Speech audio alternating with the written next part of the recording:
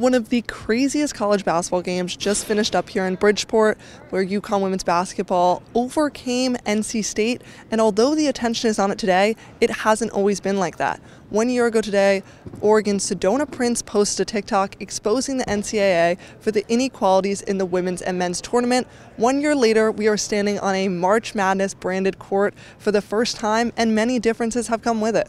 First is the amount of upsets. There have been 6 double-digit wins just in the first round, the most upsets in women's college basketball tournament history. Coach Auriemma had something to say about his Big East opponent, the Creighton Blue Jays, soaring to the Elite Eight after beating the powerhouse that is Iowa.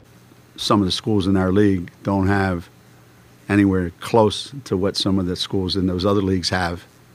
But what they do have is damn good basketball players.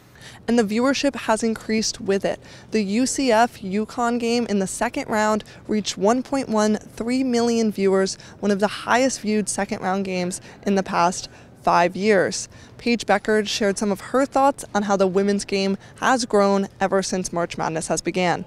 I mean, this is the first year that it's actually March Madness for women. I didn't even know that last year. I was thinking the whole time I was playing in March Madness. So for that to actually be a real thing now, I think it's extremely important for just the growth of the game and us continue to get that respect. And I'm seeing a lot more attention in the media and just on social media and on ESPN and all the media outlets.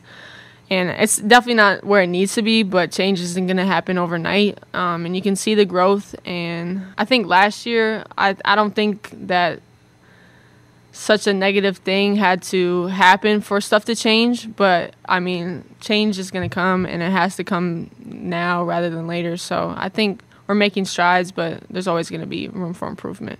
And NIL has played a huge role in it. Paige Bueckers and AZ Fudd have been trailblazing the way with new deals with Cash App and American Eagle, and the deals have increased since March. Olivia Nelson-Ododa partnering with Duncan, and Kristen Williams having a few partnerships of her own. Some even have their own products like Kristen Williams' clothing brand and Caroline Ducharme's slides with her sister. The list goes on, but they are making an impact as Paige Bueckers and Haley Van Lith lead in NIL in any sport in the country. Paige Bueckers being able to make $62,000 per post.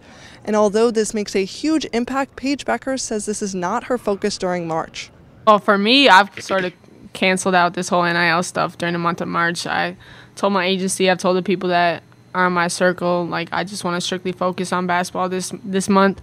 Even NC State coach Wes Moore, who's been in the game for a while, shares his thoughts on how March Madness has changed the evolution of the women's game. You know, it's just to see where the game's gone. You know, I've been around a little while. It's just amazing. And again, I think last year it was good. You know, we had some student athletes speak up, and it's fun to see them getting the attention and being marketed.